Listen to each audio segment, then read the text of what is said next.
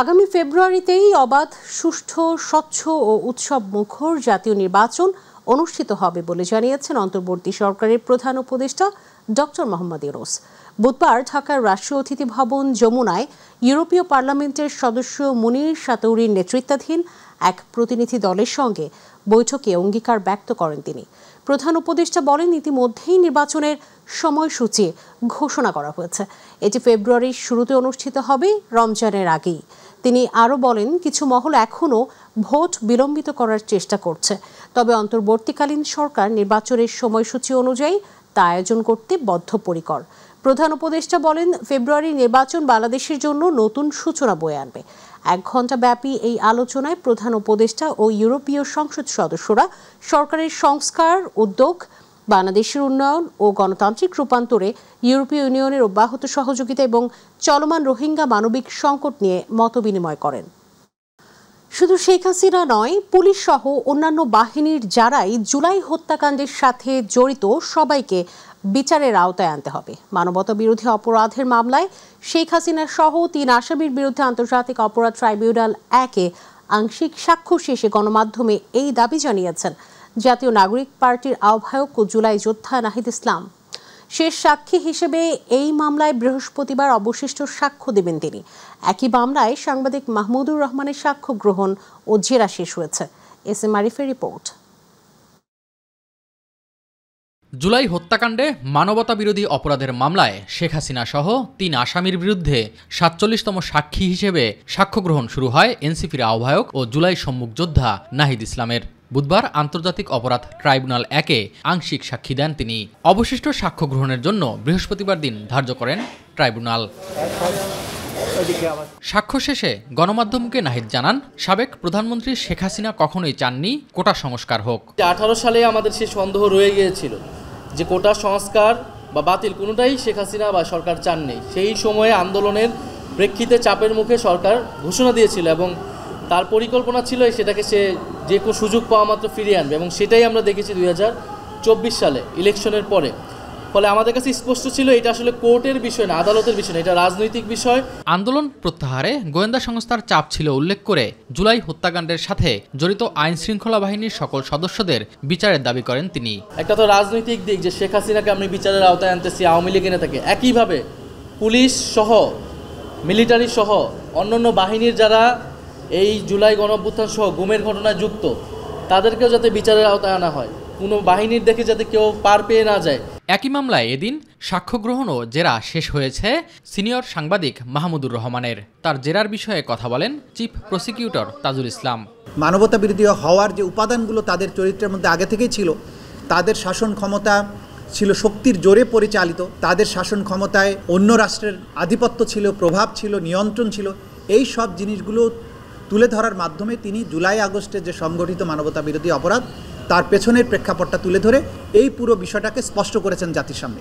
এদিকে আশুলিয়ায় 6 লাশ পোড়ানোর ঘটনায় মানবতা বিরোধী অপরাধের মামলায় আন্তর্জাতিক অপরাধ ট্রাইব্যুনাল 2-এ সাক্ষ্য দিয়েছেন 2 জন শহীদের পরিবার। আদালতে ন্যায় বিচার প্রত্যাশা করেন তারা। এস.এম. আরিফ, মাই টিভি, ঢাকা। অগ্রণী ব্যাংকের প্রধান শাখায় সাবেক প্রধানমন্ত্রী শেখ হাসিনার নামে থাকা 2টি লকার জব্দ করেছে জাতীয় রাজস্ব বোর্ডের গোয়েন্দা সেল। সিইসি থেকে জানানো হয়েছে, রাজধানীর দিলকুশায় অবস্থিত অগ্রণী ব্যাংকের প্রধান শাখায় সাবেক প্রধানমন্ত্রী শেখ হাসিনার 2টি লকার আছে। লকারের নম্বর দুটি হলো 751 ও 753। এর আগে 10 সেপ্টেম্বর পূবালী ব্যাংকে থাকা সাবেক প্রধানমন্ত্রী শেখ হাসিনার একটি লকার জব্দ করেছিল এনবিআর। এখন পর্যন্ত সব মিলিয়ে অগ্রণী পূবালী ব্যাংকে থাকা 3টি লকার জব্দ করা হলো। এনবিআর সূত্রে জানা গেছে, পূবালী ব্যাংকে শেখ হাসিনার অ্যাকাউন্টে 12 লক্ষ এবং শেখ রেহানার সঙ্গে যৌথ নামে 44 লক্ষ টাকার এফডিআর জব্দ করা হয়েছে। আসন্ন দুর্গাপূজা উপলক্ষে ধর্ম বর্ণ নির্বিশেষে সবাইকে সজাগ থাকতে হবে। পূজাকে ঘিরে যে কোনো ধরনের হীন উদ্দেশ্য ব্যর্থ করে দিতে হবে বলে মন্তব্য করেছেন বিএনপি মহাসচিব মির্জা ফখরুল ইসলাম আলমগীর। বুধবার গণমাধ্যমে পাঠানো এক বিবৃতিতে একথা বলেন তিনি। মির্জা ফখরুল বলেন, কখনো কখনো স্বার্থান্বেষী মহল সুদূর প্রসারী চক্রান্তের মাধ্যমে জাতির ভেতরে সাম্প্রদায়িক বিভাজনের রেখা টেনে অরাজক পরিস্থিতি তৈরি করে। তারা অবিশ্বাস এবং আস্থার বিষাক্ত বীজ বপন করে অসৎ রাজনৈতিক ফায়দা লোটার চেষ্টা করে। বিবৃতিতে তিনি আরও বলেন, দুর্গাপূজাকে কেন্দ্র করে কেউ যাতে চক্রান্ত, ষড়যন্ত্র, নাশকতা সৃষ্টি করতে না পারে সেজন্য বিএনপি নেতাকর্মী সহ সমমনা দল ও আপামর জনগণকে সজাগ থাকার আহ্বান জানান তিনি। এ সময় পূজা মণ্ডপগুলোর নিরাপত্তা নিশ্চিতে বিএনপি নেতাকর্মীদের অতন্দ্র প্রহরীর মতো কাজ করার কথাও বলেন তিনি। কারিগরি শিক্ষা ব্যবস্থা ধ্বংস ও প্রকৌশল কর্মক্ষেত্র কুক্ষিগত করার অভিযোগে ৭ দফা দাবিতে সারা দেশে বিক্ষোভ করেছে কারিগরি শিক্ষার্থীরা। এর কেন্দ্রীয় কর্মসূচির অংশ হিসেবে রাজধানীর তেজগাঁওয়ের ৭ রাস্তা মোড়ে সকাল থেকে সড়ক আটকে অবরোধ কর্মসূচি পালন করে কারিগরি শিক্ষার্থীরা। এতে আশপাশে তীব্র যানজটের সৃষ্টি হয়। তবে বেলা ১টার দিকে সড়ক ছাড়ার আগে ব্রিফিংয়ে বৃহস্পতিবার দেশের সকল পলিটেকনিক ও গুরুত্বপূর্ণ পয়েন্টে অবস্থান কর্মসূচির ঘোষণা দেন শিক্ষার্থীরা। বিস্তারিত শিমুল খানের রিপোর্টে। সকাল থেকেই তেজগাঁয়ের ৭ রাস্তা মোড়ে জড়ো হতে থাকেন পলিটেকনিক ইনস্টিটিউটের শিক্ষার্থীরা। বেলা ১১টার দিকে সড়কটি অবরোধ করেন তারা। অবরোধের ফলে সড়কটি দিয়ে যান চলাচল বন্ধ হয়ে যায়। এতে রাজধানীর বিভিন্ন সড়কে তৈরি হয় তীব্র যানজট। এ সময় শিক্ষার্থীরা উপসহকারী প্রকৌশলী থেকে সহকারী প্রকৌশলী পদে পদোন্নতির হার বাড়ানো, সরকারি ও স্বায়ত্তশাসিত প্রতিষ্ঠানে বিএসসি ও ডিপ্লোমা ইঞ্জিনিয়ারদের আনুপাতিক নিয়োগ সহ বিভিন্ন দাবিতে স্লোগান দেয়। বিএসসি ইঞ্জিনিয়ার যারা তাদের অযৌক্তিক যে ৩ দফা দাবি, তার এর বিরুদ্ধে আমাদের রুখে দাঁড়াতে হবে। আমাদের ডিপ্লোমা ইঞ্জিনিয়ারদেরকে প্রকাশ্যে গুলি করার এবং জবাই করার হত্যার হুমকি দেওয়া হয়েছে। বিএসসি ইঞ্জিনিয়ারিং শিক্ষার্থীদের অযৌক্তিক ৩ দফা দাবির পক্ষে পরিচালিত কার্যক্রম রাষ্ট্র কর্তৃক অবিলম্বে বন্ধ করতে হবে। উপস্থিত শিক্ষার্থীরা অভিযোগ করে বলেন, দীর্ঘদিন ধরে কারিগরি শিক্ষাকে অবহেলা করা হচ্ছে ও প্রকৌশল কর্মক্ষেত্রে কারিগরি শিক্ষার্থীদের প্রাপ্য অধিকার হরণ করা হচ্ছে। বিএসসি ডিগ্রিধারী শিক্ষার্থীরা শাহবাগে মব সৃষ্টি করে ৩ দফা অযৌক্তিক দাবি বাস্তবায়ন করার অপচেষ্টা করছে। আমরা এই ৩ দফা অযৌক্তিক দাবির তীব্র নিন্দা জানাই। ১০ম গ্রেডের সকল টেকনিক্যাল পদ অর্থাৎ সহকারী প্রকৌশলী এবং এই সমমান পদগুলো ডিপ্লোমা ইঞ্জিনিয়ারদের ছিল, আছে এবং ভবিষ্যতেও থাকবে।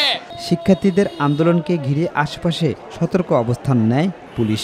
আমাদের সঙ্গে কথা হয়েছিল যে 2টার দিকে তারা চলে যাবেন ক্যাম্পাসে, তারা এখন কিন্তু ক্যাম্পাসে ফিরে যাচ্ছেন। তো আমাদের সঙ্গে তাদের যে আলোচনা হয়েছিল সেই আলোচনায় তারা আমাদের কথা রেখেছেন। ফলে আমরাও তাদের সঙ্গে শান্তিপূর্ণ অবস্থান কর্মসূচির পাশাপাশি আমরা আইন শৃঙ্খলা পরিস্থিতি আমরা এখানে ঠিক রেখেছি। বুয়েট শিক্ষার্থীদের 3 দফা দাবির বিরুদ্ধে এবং পলিটেকনিক শিক্ষার্থীদের 7 দফা দাবিতে কর্মসূচি চলবে বৃহস্পতিবারও। শিমুল খান, মাই টিভি, ঢাকা। ঐক্যমত্য কমিশনের আলোচনা চলাকালে পিআরের দাবিতে আন্দোলন স্ববিরোধী বলে মন্তব্য করেছেন বিএনপির স্থায়ী কমিটির সদস্য আমির খসরু মাহমুদ চৌধুরী। নির্বাচনী অনীহা থেকেই জামাতের এই কর্মসূচি বলেও মন্তব্য করেছেন তিনি। দুপুরে রাজধানীর একটি হোটেলে সাংবাদিকদের এসব কথা বলেন আমির খসরু। তিনি অভিযোগ করেন, একটি গোষ্ঠী দেশকে অস্থিতিশীল করতে চেষ্টা করছে। জনগণের ম্যান্ডেট না নিয়ে নিজেদের স্বার্থে এভাবে আন্দোলন করলে শহীদদের আত্মত্যাগের প্রতি অসম্মান দেখানো হবে বলেও জানান আমির খসরু।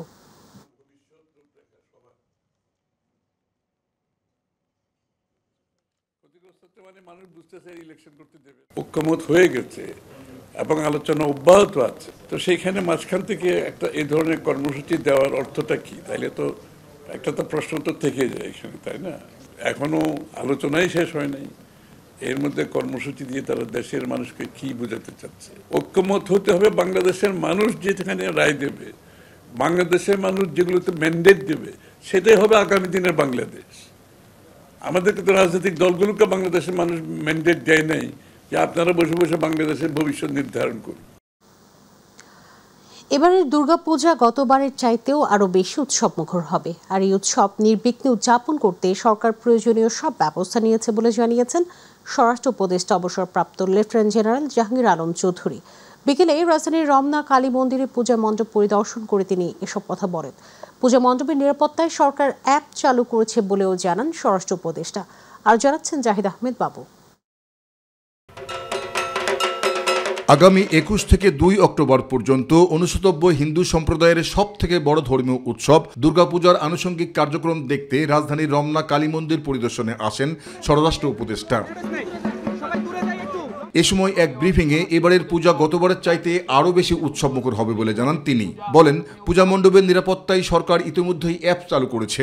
আমি আশা করব পূজাটা খুবই নির্বিঘ্নে হবে এবং উৎসব মুখর হবে। গত 15 বছর ছিল 2 কোটি টাকা সরকার দিত, কিন্তু এবার কিন্তু সরকার 5 কোটি টাকা সরকার দিছে। পূজা যেন নির্বিঘ্নভাবে হতে পারে এই জন্য আমরা একটা কিন্তু নতুন অ্যাপও খুলেছি, কোথায় কি ঘটবে এটা সাথে সাথে যেন জানা যায়। সনাতন ধর্ম অবলম্বীরা যাতে নির্বিঘ্নে উৎসব উদযাপন করতে পারে সে লক্ষ্যে অনুষ্ঠান চলাকালে 24 ঘন্টা পূজা মণ্ডপ অবজারভেশনে থাকবে বলে জানান জাহাঙ্গীর আলম। 24 ঘন্টা এটা পুরো অবজারভেশনের ভিতরে থাকবে, মানে এটা অবজারভেশন কিন্তু শুরু হয়ে গেছে, মানে পরিচালনা পর্ষদ দিয়া কিছুদিনের ভিতরেই কিন্তু আইন শৃঙ্খলার বাহিনীও লোক চলে আসবে। কোনো ধরনের কোনো হামলার কোনো হুমকি নাই, সব কিছু ভালোভাবে। আজকাল ভাই বোনের ভিতরে আন্দোলন থাকে, ভাই ভাইকে ভিতরে থাকে, পাড়াপড়শিদের ভিতরে থাকে, বাট এটা যেহেতু ধর্মীয় অনুষ্ঠান এখানে কোনো আন্তঃকন্দল থাকবে না। আর 5 আগস্টের পর থেকে একটি গোষ্ঠী নানাভাবে সনাতন ধর্মের মানুষকে উস্কে দেওয়ার চেষ্টা করছে, তাই কোনো গুজবে কান না দেওয়ার কথা জানান হিন্দু বৌদ্ধ খ্রিস্টান কল্যাণ ট্রাস্টের মহাসচিব SN তরুণদের। দীর্ঘ 15 বছর পর আবার নতুনভাবে বাংলাদেশ, আগামীর বাংলাদেশ, সুন্দর বাংলাদেশের পথে আমরা কিন্তু চলছি। এই জায়গায় যাতে আমরা বিভ্রান্ত না হয় সেই কারণে সবাইকে আমরা অনুরোধ করবো আপনাদেরকে এই জায়গায় আপনারা একটু খেয়াল রাখবেন। জাহিদ আহমেদ বাবু, মাই টিভি, ঢাকা। জাতীয় ঐক্যমত্য কমিশনের সহ সভাপতি ডক্টর আলী রিয়াজ বলেছেন, জুলাই সনদ বাস্তবায়নের বিষয়ে 21 সেপ্টেম্বরের মধ্যেই চূড়ান্ত সিদ্ধান্তে পৌঁছাতে চায় কমিশন। জুলাই সনদ বাস্তবায়নে জাতীয় নির্বাচনের আগেই গণভোট চায় জামাত, তবে জুলাই ঘোষণাপত্রের আলোকে সাংবিধানিক আদেশের মাধ্যমে সনদ বাস্তবায়নের পক্ষে নয় বিএনপি। অন্যদিকে গণভোট নিয়ে দলীয় ফোরামে আলোচনা করবে এনসিপি, তবে তাদের পছন্দ গণপরিষদ। আর নিজেদের মধ্যে আলোচনার জন্য দলগুলোকে সময় দিয়ে আগামী মাসে চূড়ান্ত আলোচনায় বসার আশা কমিশনের। তবে নির্বাচনের দিনে গণভোটের প্রস্তাব এসেছে কমিশনের পক্ষ থেকে। ইলিয়াস মাতবরের রিপোর্ট। জুলাই সনদ বাস্তবায়ন গণভোট নাকি গণপরিষদের মাধ্যমে নাকি হবে সরাসরি সাংবিধানিক আদেশ, এ নিয়ে মতপার্থক্যে বুধবারও সুরাহা হয়নি সনদের ভবিষ্যৎ। সনদ বাস্তবায়নে সংবিধানের 106 অনুচ্ছেদ অনুসরণ গণভোট, গণপরিষদ, সাংবিধানিক আদেশের কথা উঠলেও শেষমেশ কমিশন প্রস্তাব দিয়েছে সাংবিধানিক আদেশের মাধ্যমে জাতীয় নির্বাচনের দিন সনদ বাস্তবায়নে গণভোট করার। আমাদের বিশেষজ্ঞ প্যানেল আগে দুটো বিষয়ের কথা বলেছিলেন, তার একটি হচ্ছে গণভোট আর একটি হচ্ছে বিশেষ সাংবিধানিক আদেশ। একটি পূর্ণাঙ্গ মতামত কমিশনকে তারা দিয়েছেন এবং সেটা আমরা আজকে রাজনৈতিক দলগুলোর কাছে উপস্থাপন করেছি।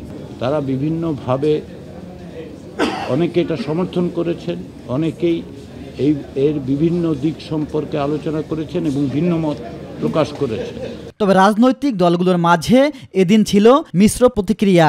গণভোট, গণপরিষদ আর সাংবিধানিক আদেশ নিয়ে দলগুলো দিয়েছে নিজেদের দলীয় মতামত। জুলাই সনদের যে বিষয়গুলো শুধুমাত্র সংবিধান সংস্কার অথবা সংশোধন সংক্রান্ত, সেই বিষয়গুলো এখনই কার্যকর করার মতো কোনো দলিল প্রণয়নের ক্ষেত্রে এই সরকার কোনো উদ্যোগ গ্রহণ করতে পারে কিনা। জুলাই সনদের আইনি ভিত্তি এখন বাংলাদেশের 18 কোটি মানুষের দাবি।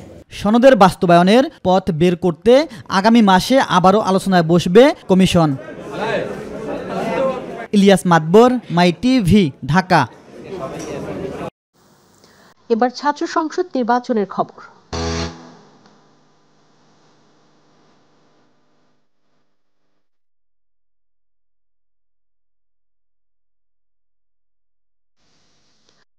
রাকসু নির্বাচন বাস্তবায়নে 9 দফায় রাজশাহী বিশ্ববিদ্যালয় কেন্দ্রীয় ছাত্র সংসদ রাকসু নির্বাচন কমিশন বরাবর স্মারকলিপি প্রদান করেছে সম্মিলিত শিক্ষার্থী জোট।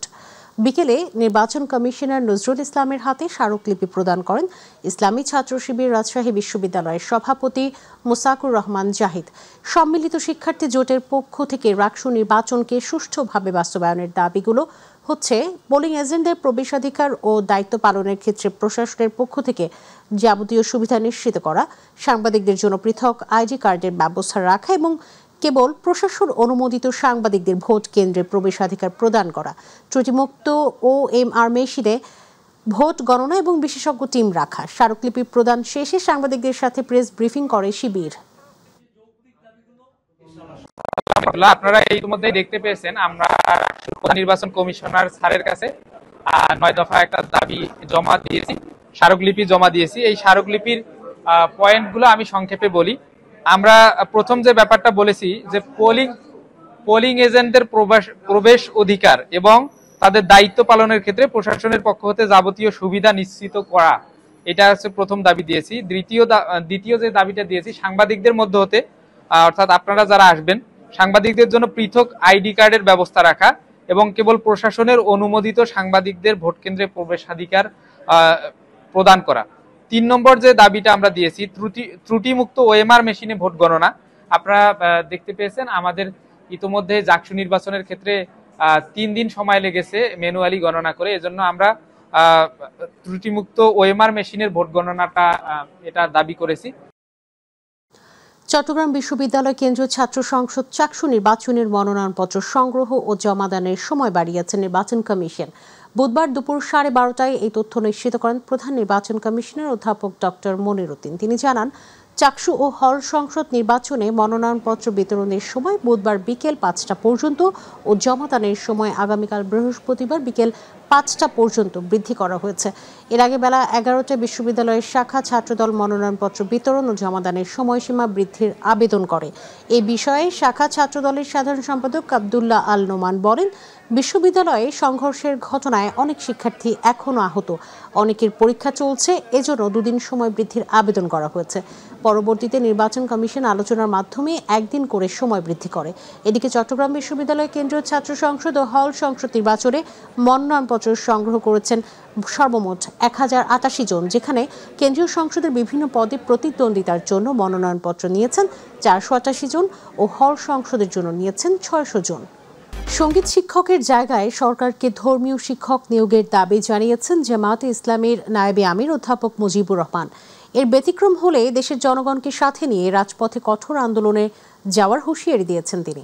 বিকেলে রাজধানীর জাতীয় প্রেস ক্লাবে প্রাথমিক শিক্ষায় ধর্মীয় শিক্ষক নিয়োগ বাধ্যতামূলক করার দাবিতে সর্বদলীয় ইসলামী শিক্ষা রক্ষা জাতীয় কমিটির সংবাদ সম্মেলনে এই হুঁশিয়ারি দেন জামাতের এই নেতা।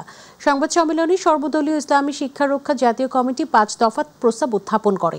এর মধ্যে প্রতিটি প্রাথমিক বিদ্যালয়ে একজন যোগ্য ধর্মীয় শিক্ষক নিয়োগ বাধ্যতামূলক করা এবং 2025 সালের গ্যাজেটে প্রকাশিত শিক্ষক নিয়োগ বিধিমালা সংশোধন করে আলাদা নিয়োগ প্রক্রিয়ার ব্যবস্থা রাখা। এই সময় জামায়াতের নায়েবে আমির সতর্ক করে বলেন, এই প্রস্তাব মানা না হলে জনগণকে সাথে নিয়ে রাজপথে কঠোর আন্দোলনে নামতে বাধ্য হবেন তারা। অন্যায়, অবিচার, মাদক, নৈতিক অবক্ষয় দিন দিন বেড়েই চলেছে।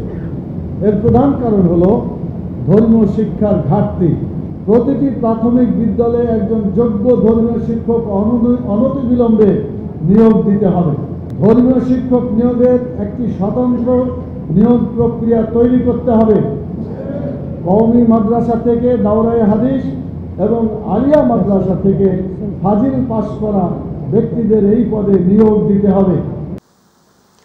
অন্তর্বর্তী সরকারের প্রধান উপদেষ্টা ডক্টর মোহাম্মদ ইউনূস জাতিসংঘের সাধারণ পরিষদের অধিবেশনে যোগ দিতে 22 সেপ্টেম্বর নিউ ইয়র্ক যাচ্ছেন। এবার প্রধান উপদেষ্টার সফর সঙ্গী তালিকায় 4 রাজনৈতিক নেতাকে অন্তর্ভুক্ত করেছে সরকার, যাদের মধ্যে বিএনপির 2 জন, জামাতের 1 জন এবং জাতীয় নাগরিক পার্টির 1 জন নেতা রয়েছেন। বুধবার রাজধানীর ফরেন সার্ভিস একাডেমিতে এক সংবাদ সম্মেলনে এই তথ্য জানান পররাষ্ট্র উপদেষ্টা মোহাম্মদ তৌহিদ হোসেন। তৌহিদ হোসেন জানিয়েছেন, প্রধান উপদেষ্টার সঙ্গে প্রতিনিধি দলে এবার 4 জন রাজনীতিবিদ যাচ্ছেন। বিএনপি মহাসচিব মির্জা ফখরুল ইসলাম আলমগীর, বিএনপির ভারপ্রাপ্ত চেয়ারম্যান তারেক রহমানের আন্তর্জাতিক বিষয়ক সম্পাদক হুমায়ুন কবির, জামাতের নায়েবে আমির সৈয়দ আব্দুল্লাহ মোহাম্মদ তাহির ও জাতীয় নাগরিক পার্টির সদস্য সচিব আক্তার হোসেন। তবে রাজনীতিবিদদের বাহিরে প্রধান উপদেষ্টার বাহিরে মোট কতজন সফর সঙ্গী হবেন সেটি জানা যায়নি। আগামী 23 সেপ্টেম্বর শুরু হতে যাওয়া জাতিসংঘ সাধারণ পরিষদের 80তম অধিবেশনের উচ্চ পর্যায়ে সাধারণ বিতর্ক ও অন্যান্য গুরুত্বপূর্ণ অনুষ্ঠানে বাংলাদেশ প্রতিনিধি দলের নেতৃত্ব দেবেন। এই অধিবেশনে যোগদানের জন্য মাননীয় প্রধান উপদেষ্টা আগামী 22 সেপ্টেম্বর একটি বাণিজ্যিক ফ্লাইটে নিউ ইয়র্ক পৌঁছাবেন।